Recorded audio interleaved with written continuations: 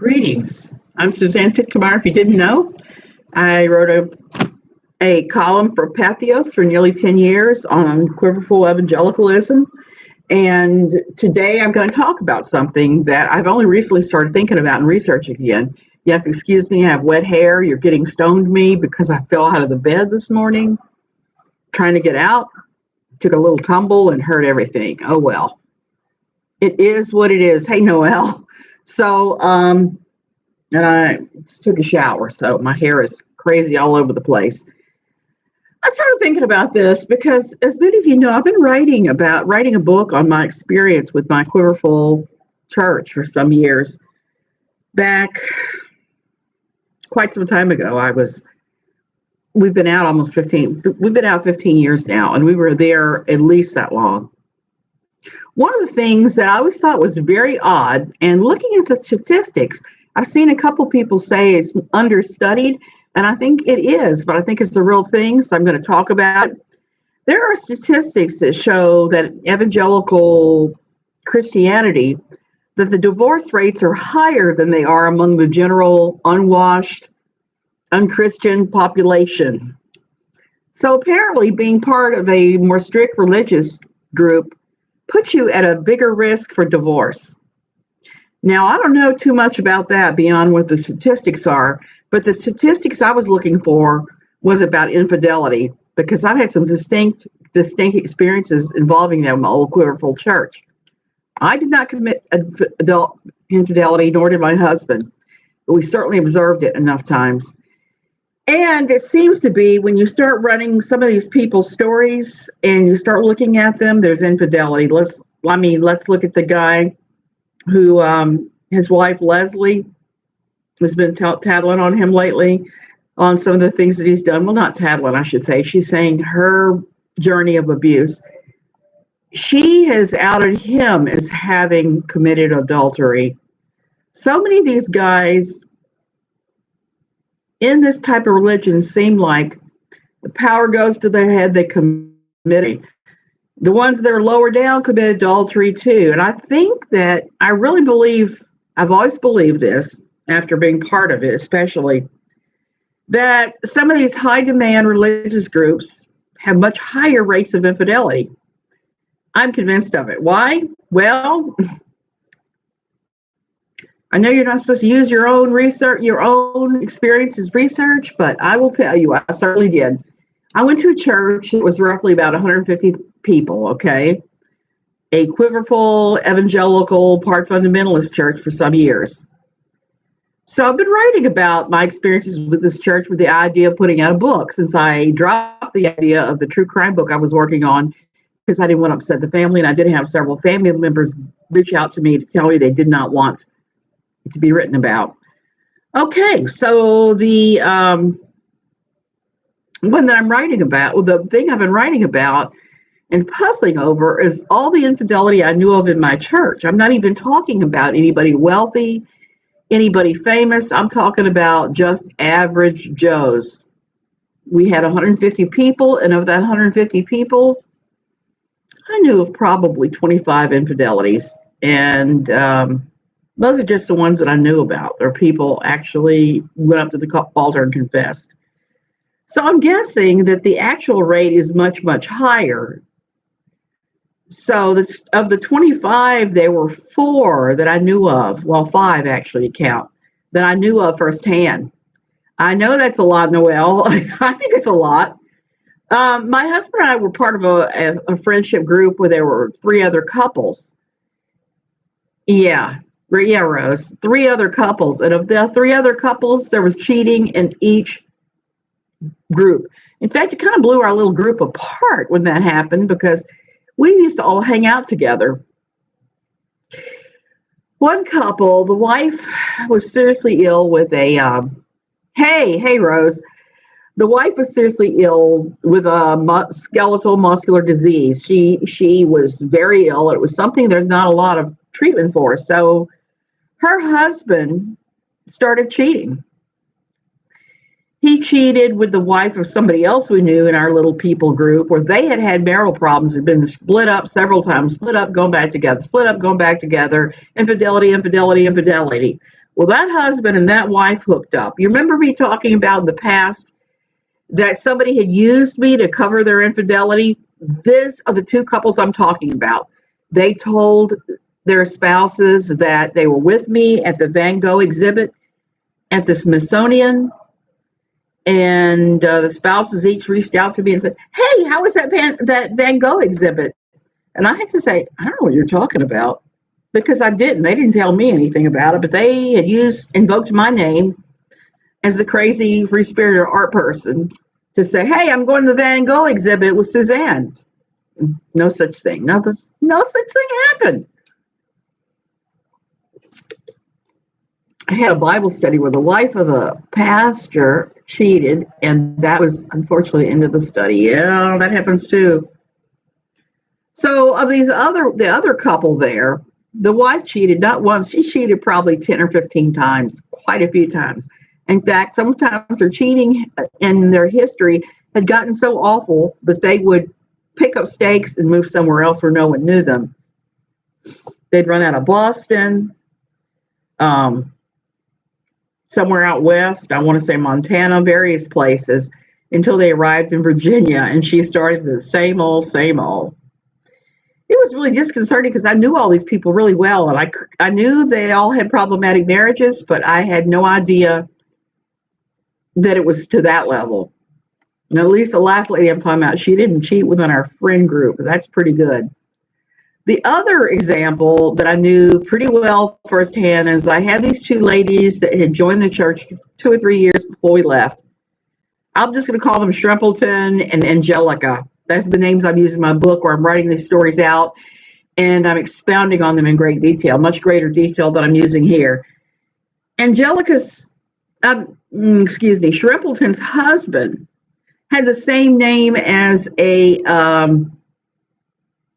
yes, Noelle, I'm going to talk about that in a minute too. Her husband had the same name as a famous newsman. So I'm just going to call him Tom Brokaw, even though that's not his name. Shrimpleton's husband, Tom Brokaw, ended up sleeping with Shrimpleton's best friend, Angelica, and splitting up, blew apart that marriage, blew apart her relationship, even though she was no longer married. It blew apart her relationship as well with her steady boyfriend who went to church with all of us. So it made for a very, very, very awkward thing. And yes, I think you said, Noelle, it seems like they married the wrong people for them. Yes. And that goes back to the whole purity culture thing. What all of these people had in common, all of them, is they had not done like I had done or others who were not believers did. You date somebody you have some chemistry with, that you actually have some things in common with, shared interests, shared everything. You share a lot of things, even though I got to say I don't like football, and he's in there hollering about fantasy football. So you have that stuff. And those are the things that bind you. The sex is awesome, and it's all well and good, but eventually there's going to be some kind of, I don't want to say lag in the sex, because that's not necessarily true either. There's going to be some changes as you've been married a while, and interests and things. I used to sit there and watch football with him when we first got married. I don't do that anymore. It's too frustrating to listen to him holler at the screen. I just like, dude, they cannot hear you. So all of these people, what they had in common is they all followed the modesty culture thing. All of them came out of quiverfull evangelical type households. Each marriage was either put together by family members when they were very young, or in the case of the couple that moved around so much because the wife kept cheating, they had been on a Job Corps assignment together and had slept together, and she'd gotten pregnant. So they got married at like 18. Everybody in the group got married at a very young age to exactly the wrong person, because religion, because people were telling them that's the person you got to marry. Most of them had been through courtships. One of the couples, the wife had come up to the husband when he first came to church and said, "God told me that you were supposed to marry me." That's a pretty big thing to put on there. But most of them were the courtship, modesty, model. And most of them ended up being most immodest in some silly ways. So my husband and I, we were really out of the loop there in a lot of this friendship and the things we were doing, because he and I, well, we weren't 19, we got married. I was 26 when I married him, and I had already lived a full life by the time I was 26, because I left home when I was 15 and I never came back. And I did a lot of stupid things. I'm just going to come right out and tell you. So by the time I met my husband and I was in my 20s and I was in school, I had already done all my stupid things. I had already had what I'm going to call the slutty college girl years. I'd already done all that and knew what I wanted, knew where I was going. And the same with him. He was in his 30s when we got married. He's older than I am by almost 10 years. So there was none of this. And I think that with a lot of these couples, they marry so young, and Bible study and Bible stuff tells them you have to marry this person because that's what God wants for you. And you don't have that head over heels love. You don't have that electricity, that chemistry that makes it crazy at first, but eventually settles down so that you're maybe not crazy insano over the top with each other, but there's enough of a bond between the two of you that it survives a lot of things. I've always likened marriage sometimes as people climbing a mountain together. Sometimes they're going to climb in tandem. Sometimes one person is going to climb ahead of the other. Sometimes one partner is going to fall off the mountain and the other partner will be clipped to what do they call it thing? I just had the word in my mind.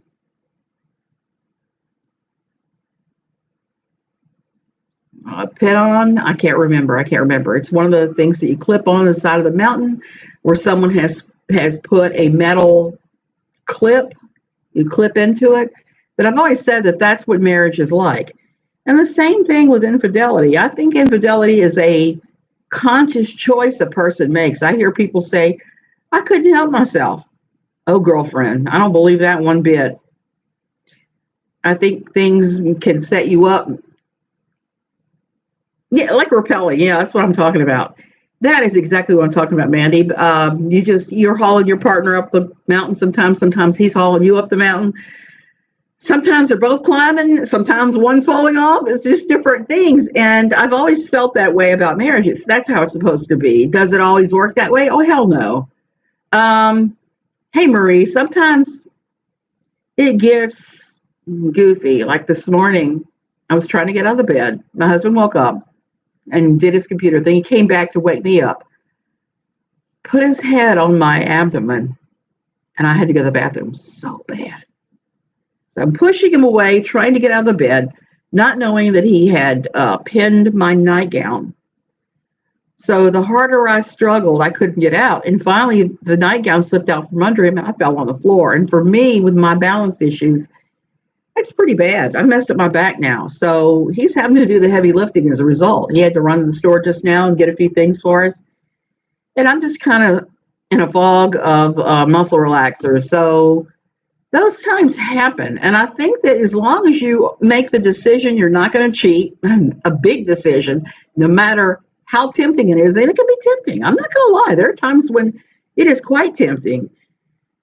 But I know from the Fundy Town things that I've seen that a lot of people in evangelicalism marry for the wrong reasons. They marry too young, and they end up cheating. So many of them.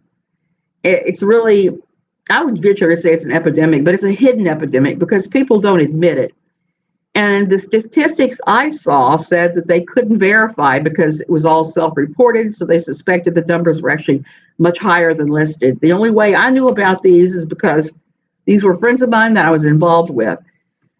At that point, my husband and I started being friends with another couple named Joni and Paul, who are wonderful people. There's no cheating going on there. They've been our best friends all these years. We both left the old church and have moved on to different things. They're still our best friends. We saw them. We were in the States recently. So last night, one of the things that I did was I watched the new movie, The Eyes of Tammy Faye. bounce in a marriage for it to succeed. And when you are so young, you don't know what this means. Exactly, Noelle. Rose, it is what it is. I throw it my back on a regular basis. I just fell down and threw it out this time. So I watched this movie last night, The Eyes of Tammy Faye, and I've been wanting to see it. I'd seen all the trailers for it. When the Bakkers were at their heyday, I wasn't any part of Christianity in any way, shape, or form at that point. I think I had gone to a couple of non-denominational church meetings on our military base at that time, and that was about it. Except for going with my husband and his family to their Methodist church right before we got married in the Methodist church. So there was that. And the thing was, I remember how awful the scandal was and how every day it seemed like a new thing broke. And then later I saw Tammy Faye on the show called Surreal Life, and I thought, because I had a very negative opinion about both Jim Bakker and Tammy Faye. And I saw Tammy Faye on Surreal Life, and I realized it's really a very sweet lady. Very nice.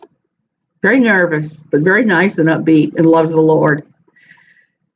Well, the movie, I'm still not sure if I liked the movie because I think there's some things that could have done a lot better, but I think they did a pretty good job of showing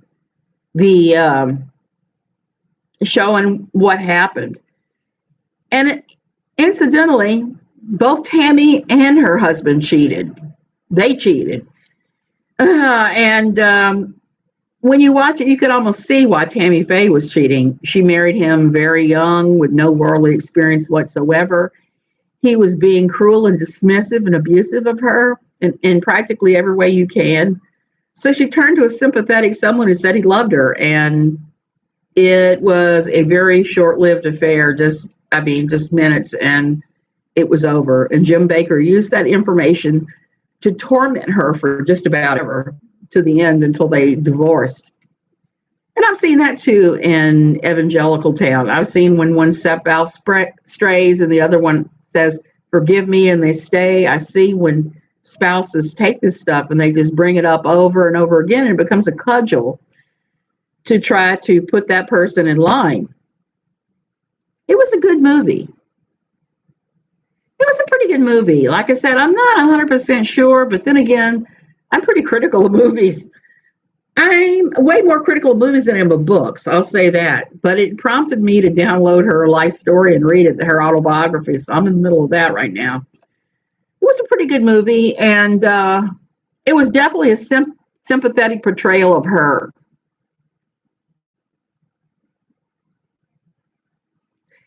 Yes, Noelle, she did seem sweet with a good heart in that. I did see that too. That's pretty terrible.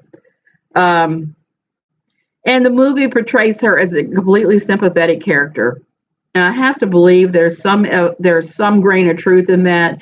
She tried to say she didn't know any of the stuff that was going on with the money, but she was running around buying fur coats. So she must have had a little tiny glimmer that something wasn't 100% right and they weren't making all that money. So there's that.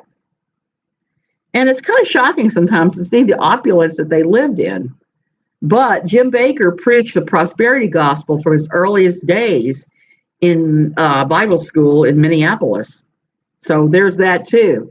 He really was the first one to preach the prosperity gospel. I sometimes get on my husband because he loves him some Joel Osteen. And while I say Joel says some good, positive things, the other part of Joel is he does the prosperity stuff. Just turns me off. I mean, nobody... I don't know if you heard that. He's singing the song of his people, which is obscene. It's got bad fantasy football picks, and he's not liking it much. It's been interesting seeing post-scandal what has happened with Jim Bakker, because now he is full-on evangelical crazy town going on again. And his big thing is he's selling... Yeah, I think it's evil too, Noelle. It's not biblical, that's for sure. Jesus never said you're going to get never said God owes you a Mercedes. What was that song, Lord, won't you give me a Mercedes Benz? Janis Joplin used to sing. Yes, I'm indulging in my most terrible habit. Okay, so back to Jim Bakker. Jim Bakker's remarried. When he got out of jail and he had remarried and he started ministering in Los Angeles, my friend Joni used to say, "Oh, he's so humble and he's so much better, and he really is portraying Christ on earth." And I said, well, I'll give him the benefit of the doubt. And then since that time, he started selling his Miracle Silver solution. And my friend Joni's bought into that. And he last year got into major trouble because he started selling it as a preventative of the COVID virus. He kept saying he killed the COVID virus. FDA made him stop doing that. They made him pull that stuff off the air. So now his big shtick is he sells these food buckets. If you ever want to have a really funny YouTube experience, thanks, Another Truth. If you really want to have a funny YouTube experience, Google Jim Bakker food buckets. There are some channels that they've bought the food buckets, they've ordered them, and they've made the food and then tasted it and rated it on like a scale of 1 to 10 or whatever. And it's kind of funny. I don't think any of that stuff is tasty. From what I can tell, I wouldn't try it. But he seems to be all in on making as much money as possible. He sold all kinds of crazy things through his show and his website. And he keeps talking about end times, which a lot of them do. They really like to fearmonger with end times. That's like number one fearmongering tool is end times. So he's using that pretty hard right now to try and sell as much crap as possible. I guess he's got to support himself some way. Too bad it's not through the show. Kenneth Copeland, he's another one, Rose. He scares me too. That stupid COVID-19 with him and his hype man going, COVID-19 in the background. I blow you away with the wind of God. That's some freaky stuff. That's some of the freakiest BS I've seen come out of a ministry. And that's Kenneth Copeland for you. He is, but what to me was interesting about the whole thing with the Bakkers when they had their fall from grace, it was orchestrated by the late Jerry Falwell from Lynchburg, Virginia. I've spent a little time at his place. Every year we'd go for Winterfest. I'd be one of the chaperones to take the kids because I liked the music as much as they did.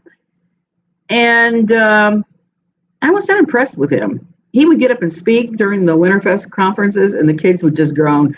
Kind of boring and pedantic, he really was. And when he took hold of the Bakkers empire, he pretty much just ran it in the ground and then started selling everything at bargain basement prices. Jimmy Swaggart was somehow involved in that too. I don't remember. Maybe he heard about the thing. And then Jimmy had his own problems with infidelity. Oh, so there's that. All these guys. Marvin Gorman out of New Orleans was another big one that was hooked up with all these guys around that time. And he committed infidelity and fell from grace and lost his entire place. My husband used to attend his services, Marvin Gorman's, before Jimmy Swaggart outed him as having had an affair. Using the fear of end times can be traumatic. However, I'm actually thinking the things are going right now. Noelle, me too. But I'm kind of like off the charts here in Costa Rica because I'm well removed from that. But I think you're right. I had to laugh. You know, the other day I did a video and I was talking about flying and I was talking about weird experiences flying. I turned on Dr. Phil later and he was doing that same show. I have left that world, but my family is very deep in prosperity pastors. I was raised very Baptist. I deconverted. My parents have been radicalized through the years. Hard to watch. Mandy, I know it is. It's very hard to watch. I have close friends that have gone off that way that now I can't talk to them. I can't reason with them. Jesse Duplantis. Oh, yes, another scary one. A lot of these guys that I'm talking about, you will know that they are more interested in being on TV and being famous than they are anything else.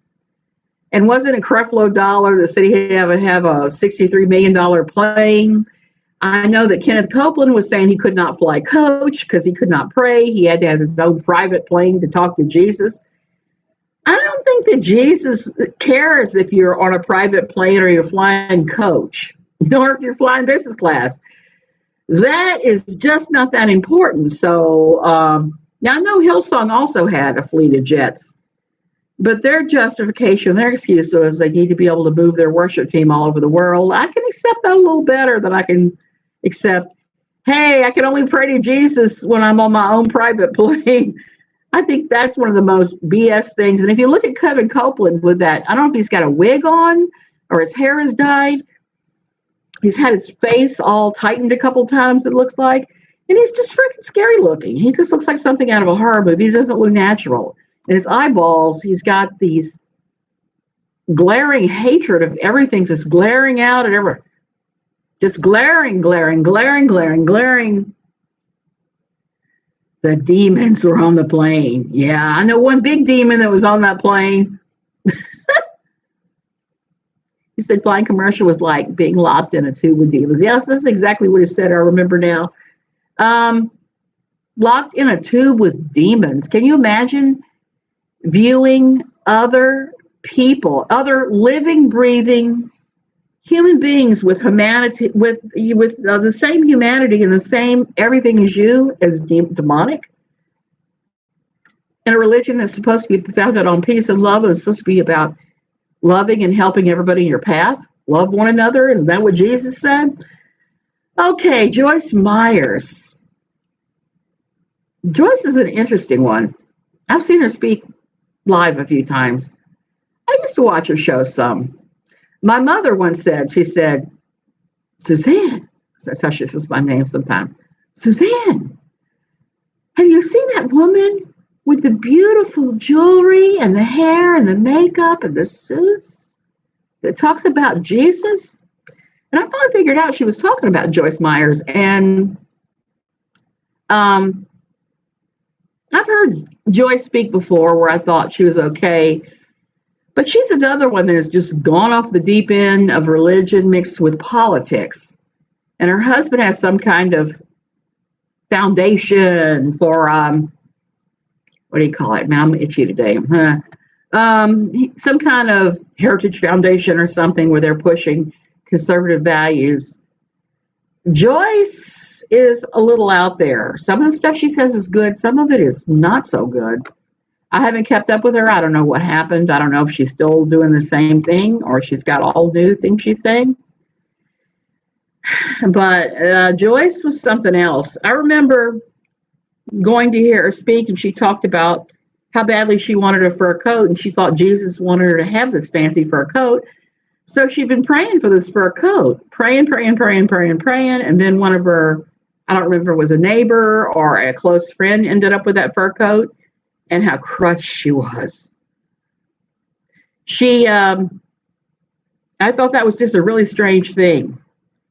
Another one I don't know if you guys have heard of is Melinda Fish. I used to go see Melinda Fish speak just about everywhere. I adored her at one time.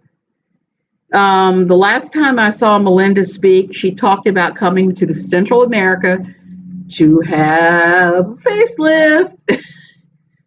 She was actually going off to have plastic surgery, and she was very open about it. And I appreciate the fact that she is open.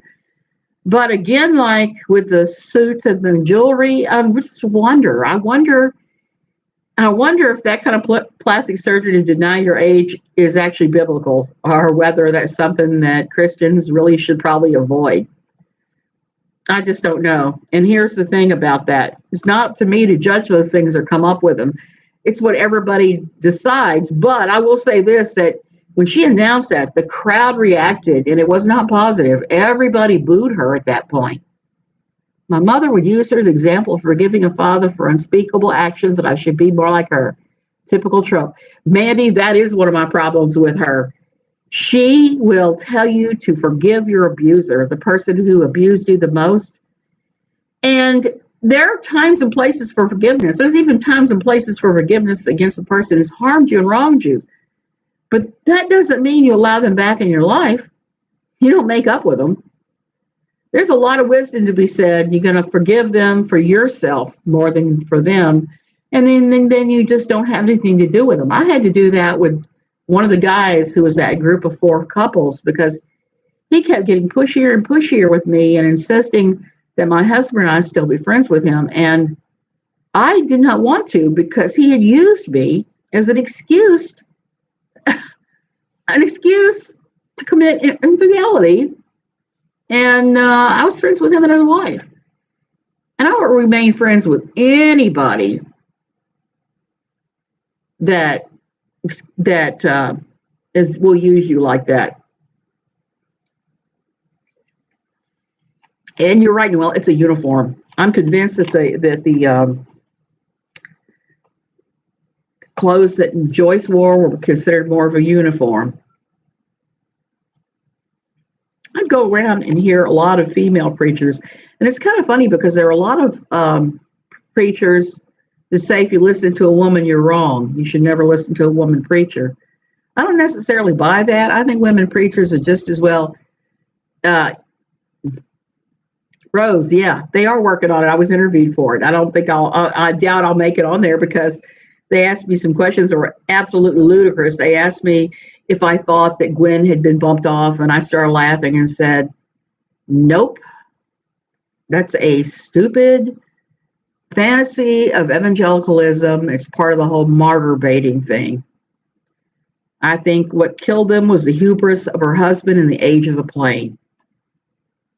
So that's not what they were looking for. I'm sure they were looking for, yes, it was a huge conspiracy. Kenneth Copeland sent his flying monkeys. I don't know what they were expecting me to say, but that is not at all what I would say to that question. It's like crazy town. That's one of the things that I appreciate of having my deconversion from fundamentalist quiverfull and evangelicalism.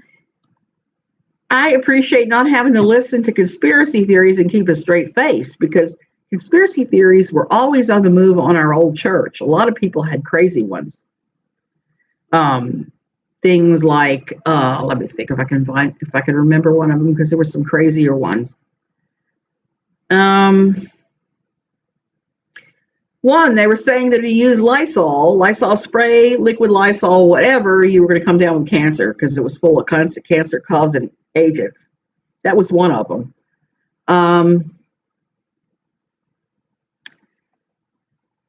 Noelle, feel better. I hope your headache feels better.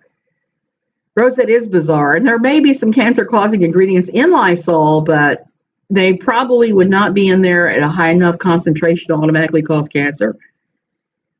The biggest, craziest conspiracy theory I ran across in my old church involved Y2K. Y2K. We had so many people that stockpiled food, toilet paper. They bought generators. They stockpiled fuel oil, all sorts of things, because they were convinced it was going to be an end of the world scenario. Y2K. I never bought that. Well, first of all, I knew enough about computers to know it was unlikely to happen, except in maybe some third world countries where they didn't update their software. And then if it happened, it was just going to be a quick little glitch until it got resolved and everything was going to be fine. They seized upon it like it was the end of the world. One of the conferences that our church held that I actually did not attend, and I was on worship team at the time, and I just told my pastor, I said, I'm not available. I've got stuff to do. Instead of saying, I think you guys are all a bunch of lunatics, which is what I was actually thinking. So they brought this guy in to lecture about how Y2K was spelled out in the Bible, and only those of us that were stockpiling food and toilet paper were going to live and going to be okay. All of that nonsense. And I didn't really realize how deeply the talk around the church had affected one of my children until New Year's Eve of that year. New Year's Eve 2000, 99, 2000, the switch over. My daughter would have been about 9 years old at the time, and I guess around 9 or 10 that morning, I found her crying. She's crying, crying, crying. I said, what's wrong? What's wrong? You know, like a parent would do. And she said, I'm afraid of Y2K. I'm afraid it's the end of the world.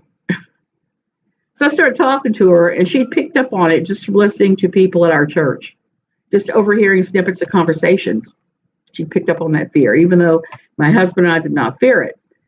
So this poor child was freaking out. So I had to just sit her on the end of my bed here, when it was in my other house, sit her on the end of my bed, pick up the TV clicker, turn on TV, and show her that there was, that it already happened in the Asian countries, that the new year had come and there was no end of the world scenario, that everything was fine, even in third world countries.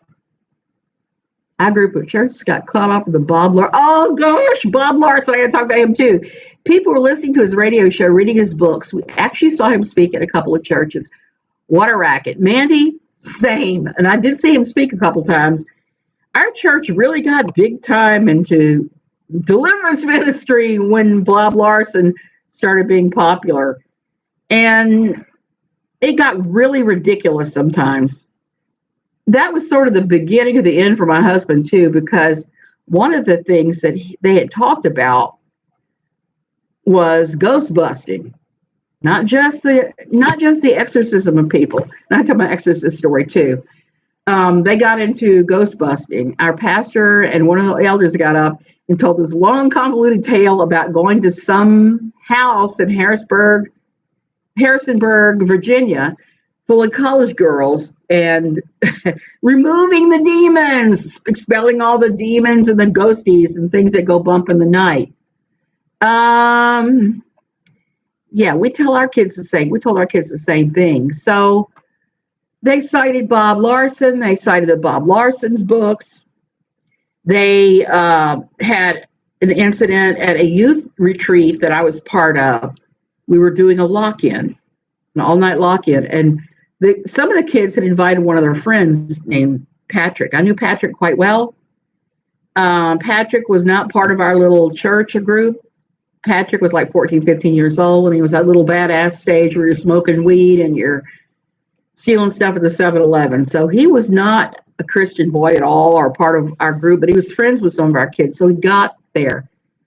I don't know exactly what happened because I was at one end of the sanctuary setting some kids up to do art, to do paintings and things. Well, I looked up because I started hearing strange, weird racket. Just in time to see Patrick writhing on the ground, writhing like he was just, like his clothes were on fire. He was writhing on the ground. He was speaking in this weird voice. He started throwing up the whole 9 yards. It was awful. And the boys that were friends of his were over him, praying over him. And then the next thing I know, one of my ladies that I was good friends with, that I thought was normal, ran over there and started doing an exorcism of Patrick. Years later, I ran into Patrick somewhere, and I said, Patrick, if you don't want to talk about it, fine, but can you tell me what was going on that night? What happened to cause you to have these kind of manifestations? He said, man, I was just so stoned, I don't even know. I just went along with it.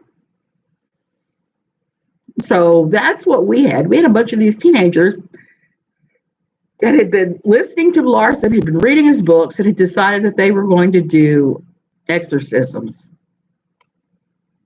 And that just really scared me off. One of the bad things about my old church experience was that I've always had a little glimmer of the, I don't even know what to call it. I just say I have an inner voice and I know things sometimes. And sometimes I see dead people. That's been going on since I was like 3 years old. I try not to ever engage in that stuff. It usually lands in my lap. But as soon as the pastor discovered that about me, he started trotting me out to pray for people and lay hands and tell them whether things are wrong with them. It was just the most uncomfortable situation in the world. I tried to tell him it doesn't work that way. I don't control what happens. I don't control what I see or hear. Sometimes it works. Sometimes I don't hear nothing. I haven't been hearing anything for quite a long time now. So maybe it was my fundamentalist imagination. Who knows what it was? I was talking to Carolyn Ironwheel about this earlier because I really appreciate it. She did a video the other day where she told all the, quote, psychics to quit trying to contact poor Gabby Petito that was buried today. And she's absolutely right. You should not try to open a door to any of that stuff because it can be pretty deadly. So my pastor really liked to use that. It means that go up there and lay your hands on them and tell them what's wrong with them and then how Jesus can fix it. So we took something that was just a weird thing about me I'd had forever and actually tried to use it as a ministry tool to bring other people in by saying, I can sense your knee is hurting. Let me pray for your knee, pray that you get healed, because Jesus took every ailment to the cross on his body when he was beaten and crucified. The devil has no right to put that on you. There's some books that we were reading at the time. Pigs in the Parlor was one of them. One of them, I think, was called Self-Inflicted Wounds. And it was all about the supernatural, and it went right along with what Bob Larson was teaching. Now, I think it's irresponsible when churches start doing that. My husband was wanting to leave after they got up and talked about ghost busting the house in Harrisonburg. For him, that was I call it a fridge too far for him because it really was. And he was just done. He was ready to go back to the Methodist Church at that point. For me, it took a little while longer, and it took them dissing yoga and saying yoga was demonic to make me actually take a more in-depth look at what we were doing and saying and the things that were happening at that church. Because it really was kind of crazy town. And I look back and I'm like, what the hell? What were we thinking? What was all that laying on the floor and laughing was about? What was all that people over there rolling around and the other ones crowing like a rooster? What was that all about? All I can think is we were all suffering under some kind of mass delusion, because it talks about the Bible that when there are signs and wonders, it's for the edification of the body. You tell me who was edified we all for a half hour. Nobody. I was talking about that again with another friend, because I used to go up to Toronto Airport Christian Fellowship, and one of the best ways to get seats right up front for the conferences is to volunteer to clean the church. I learned that early on, and we would do funny stuff too. Like one time we had a conference, the party conference. I was in there cleaning. When we ladies were done, we'd clean the whole church. We had a supernatural tea party on the floor that kind of reminded me of that sequence in Mary Poppins where they had the tea party on the ceiling. We had ours on the floor. Everybody laughed and carried on like that. It was pretty crazy. Looking back, I'm like, what kind of mental illness is pushing all of this? I don't know. Maybe we're just so eager to feel good because we'd had so many years feeling bad. I don't know. I don't quite understand it. I don't quite know what to think about it. My husband was unconvinced by any of that. I hauled him with me to Toronto many a time. Makes me so uncomfortable when people decide to play with the occult. I do believe there are people who know what they're doing, but too many do not. Exact, Rose. Exactly. It's like I would never touch a Ouija board. You're just out somewhere and inviting something weird to come in. There's so many things that people do with the supernatural that they're harmful. They can be very harmful to themselves. That was another reason why I was not happy with the psychics that were trying to scare up Gabby Petito. You could open a portal to anything by doing that. It's not a good idea. It's never a good idea to provoke. I've never seen any psychic use that method and successfully and not be harmed somewhere in the process, somewhere down the line. So don't fool with that stuff. For me, it was more simple. I'd see some dead person. They'd tell me, hey, I want you to tell so-and-so this. That's been 99% of my experiences with the supernatural. I had a friend named Nigel that died back in July of 2019. He appeared here about 2 weeks after he passed. I had talked to him mere days before he had passed, and he had told me at the time he was afraid that he would die alone with just his little rescue dog. Well, I shouldn't say little rescue dog, because he had one of the German shepherds that stands like 3 feet high. He was worried about what would happen because the German shepherd was so protective. And I said, Nigel, Sammy is a smart dog. He'll figure out you need help and he'll let people in to help you. Don't worry about it. Well, he did die, he passed on. And it was a big shock to all of us that knew him. And he appeared here about 2 weeks after he died. And he wanted me to tell this group of guys that he had been in a band with that he was sorry, that he did not mean, that he was sorry. He needed to apologize. He didn't mean to die like that, and not apologize to them for all the rancor between them and the bad feelings and stuff. And I had to say, Nigel, I've already done that, because I had already talked to those guys and said, you know, Nigel really did love you guys, but he did not know how to come back. He did not know how to take back what he'd said, apologize, and come back to you guys. It was kind of like, Nigel is done. I've already done that. So that was the last time I had any kind of psychic experience. It's like over 2 years. So this is one of those weird things I can't control. It's always stupid stuff like that, or somebody. And I've been wanting to talk about this for a long time, because it's kind of like, I was telling somebody the other day, it's kind of like you have it's like having an antenna that's just tuned to a different frequency. I don't seek it. If it comes, I'll act on it. It's always somebody wanting my help, wanting me to tell somebody something for them or take some action. And I'll do that. I'll honor that. But none of this scaring up people, trying to contact dead people on purpose, or any of that. That stuff to me is just way too frightening. Too many things have been happening with that stuff. And I watch these psychics on TV and these people that run these seances and these ghost hunting trips, and just like, there's only one time in my life I've actually sought that out. My husband and I went to Weston, West Virginia, where the Trans-Allegheny Lunatic Asylum is. And it was closed the day we went. We did not know the weekend we went it was going to be closed. I wanted to see the place for myself and pick up the vibrations, because sometimes you can go places where weird things have happened, and you can kind of, if you're a psychic at all, you can feel the residential energy in the place and learn something about it. So we went there. It was closed, but I still had a few little psychic experiences where I saw a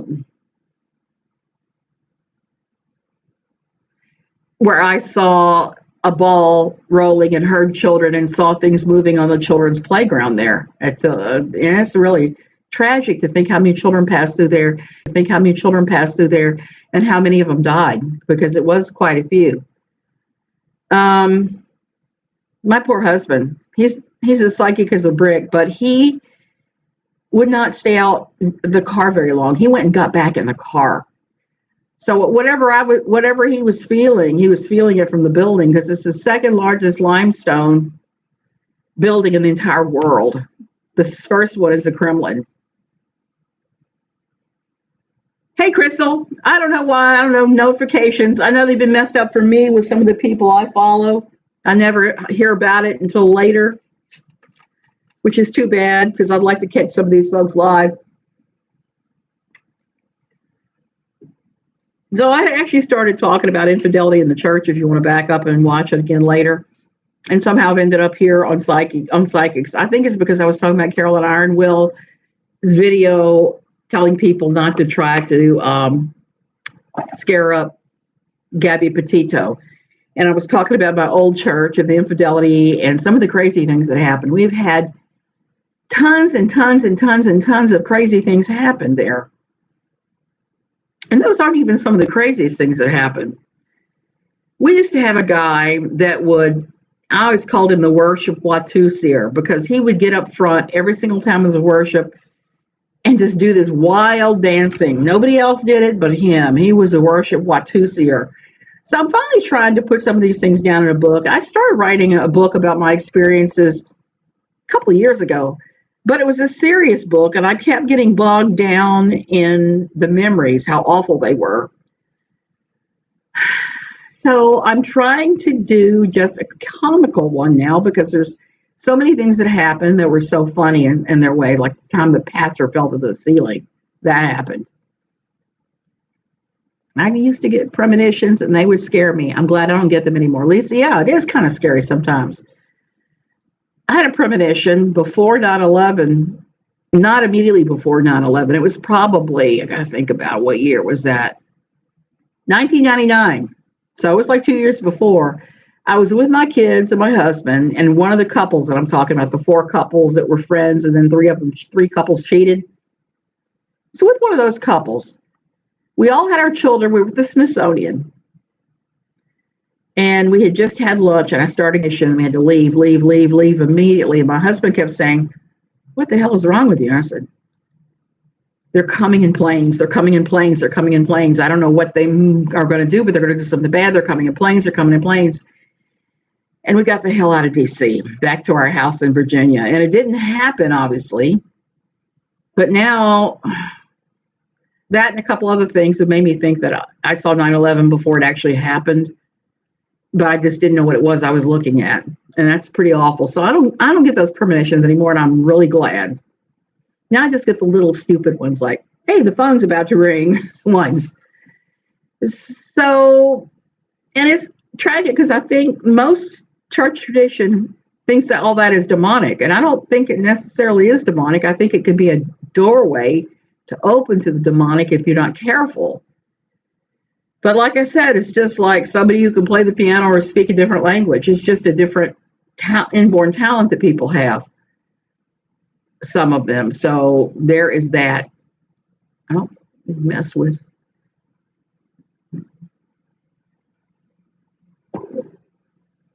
Another truth. Yep, I agree with you on that.